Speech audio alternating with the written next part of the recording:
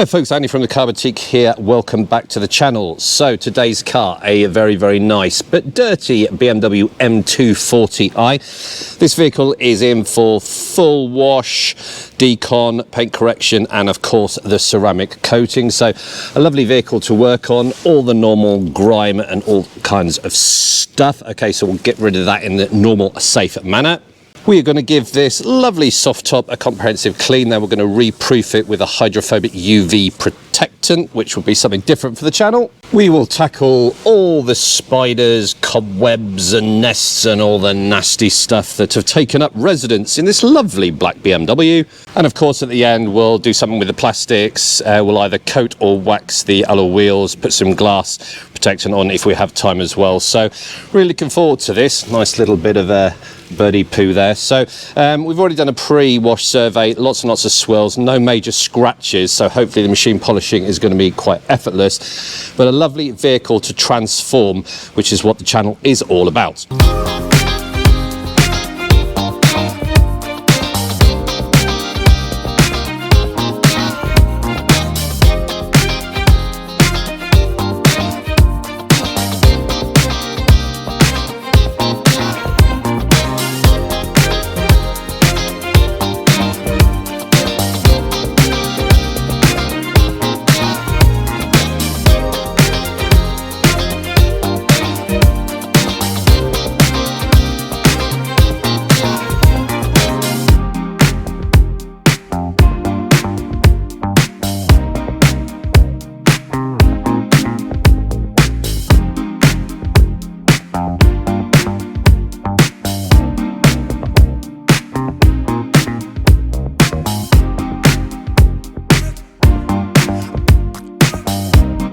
Okay, so that's the wash, decontamination and the soft top cleaned. Like I alluded to at the start, this has uncovered quite a lot. The car is covered in swirls. There's some deep etching in there and there's some quite bad scratches on the boot. So we're looking like a two-stage paint correction, really to cut out all those defects and then bring the bodywork up to a standard that warrants putting a ceramic coating on it. Now, a few people have asked me, can you apply a ceramic coating straight after you wash and decontamination? Yes, you can, but like I always say, you know, when you're looking at a 1 year, a 3 year, a 5 year coating, you are locking in the finish that you're actually applying the coating on. So the general rule is bring it up to the best standard by machine polishing and then lock that high standard in. That's exactly what we're going to do. So I've got 3 or 4 hours of work ahead of me. Let's crack on with the paint correction and paint enhancement.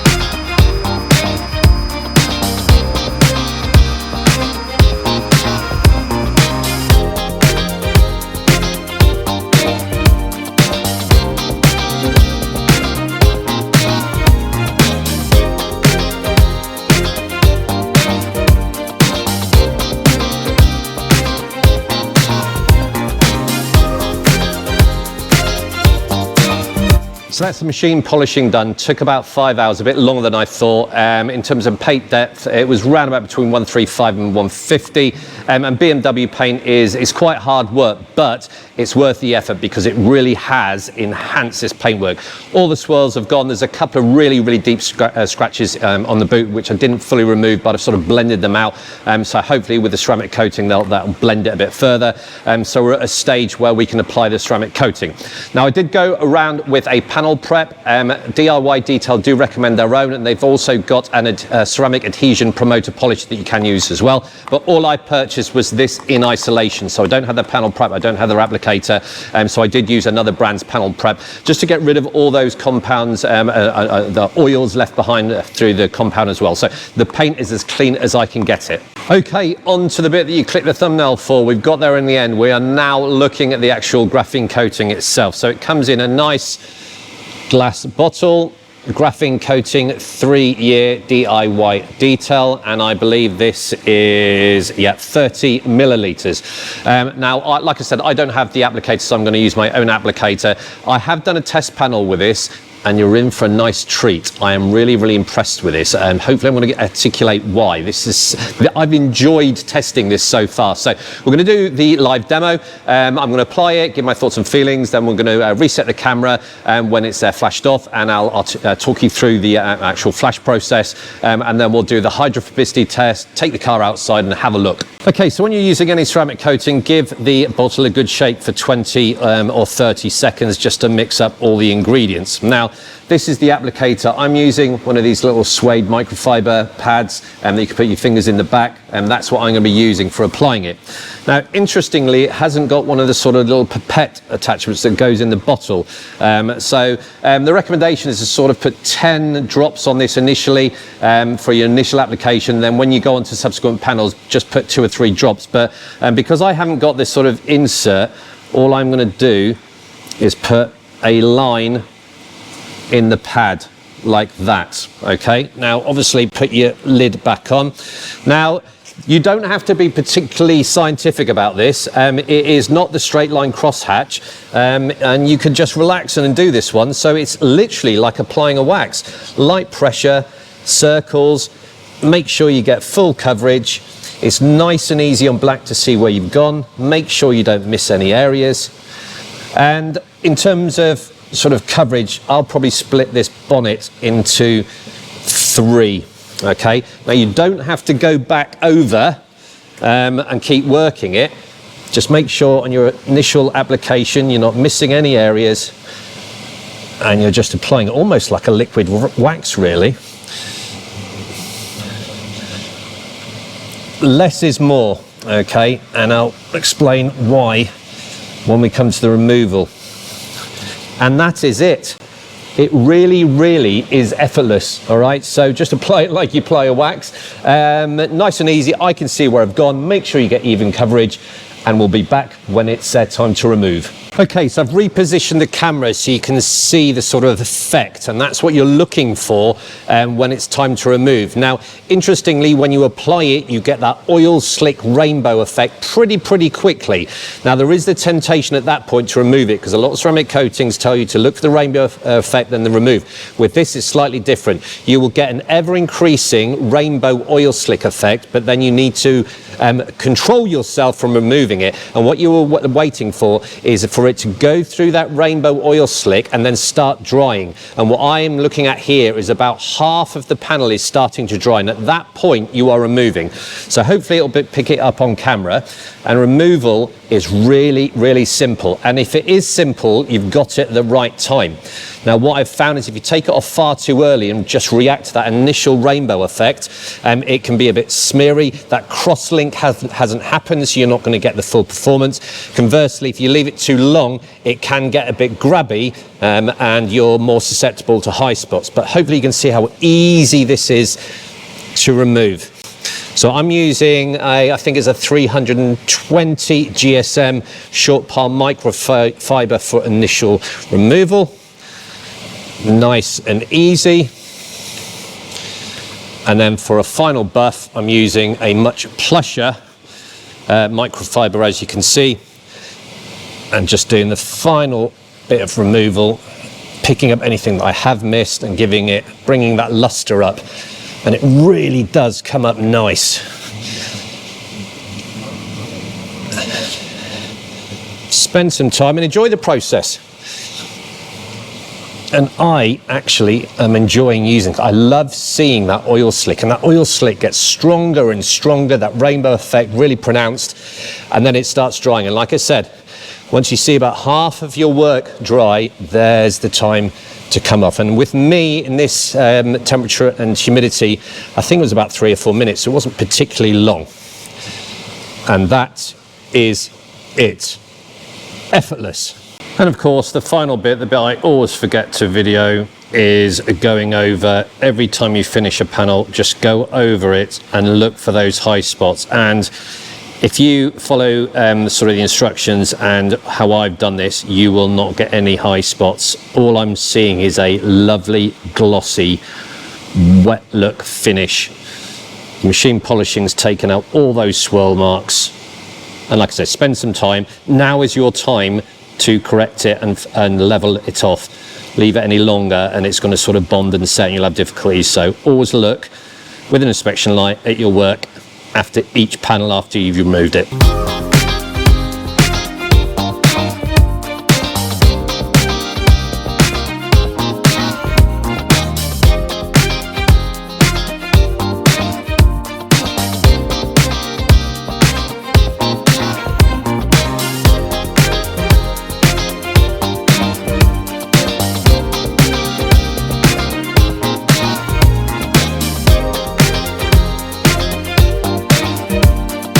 Okay, so hydrophobicity test. Now this is the test panel that I did. Now the instructions do say that after an hour you can drive this out in the rain and all that kind of stuff. This was the test panel that I practiced on. So this has been probably about 4 or 5 hours. So it should be okay to spray water on. Now I'm obviously going to take some photographs as well. All right, but the GoPro will only pick up so much. But I will now get my camera out and show you the beading, which I'm looking at now, and I am very, very impressed.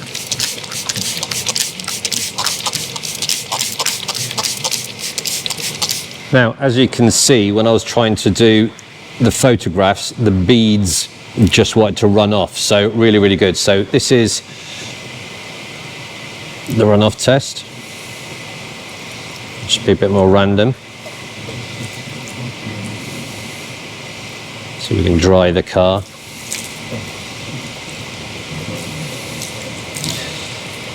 And that sheets really, really well as well. So another variable that I'm impressed with. Okay, troops, that's us all finished. Car looks stunning. Really enjoyed that. I'll give you a whip round outside shortly. Now, as ever, we have cleaned the glass. I've put some wheel wax on and some satin effect tyre shine, and we've re-proofed the soft top with a hydrophobic UV protectant, so the whole outer shell of the vehicle is now protected, which is good.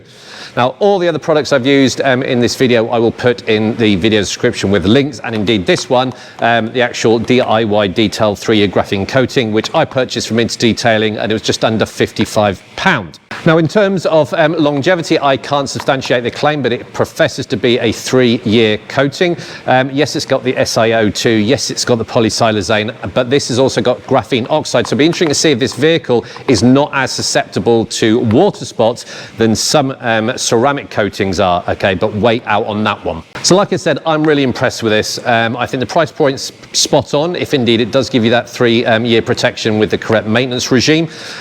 Easy on, really easy off, and I enjoyed the flashing time and everything. The visual enjoyment I got out of it. You apply it, you see the rainbow effect, that oil slick, it gets stronger and stronger, then starts to dry out. You know that's the time to remove it. Removed it effortlessly with a short pile microfiber, and then buffed it off with a higher GSM microfiber. And it really, really is effortless.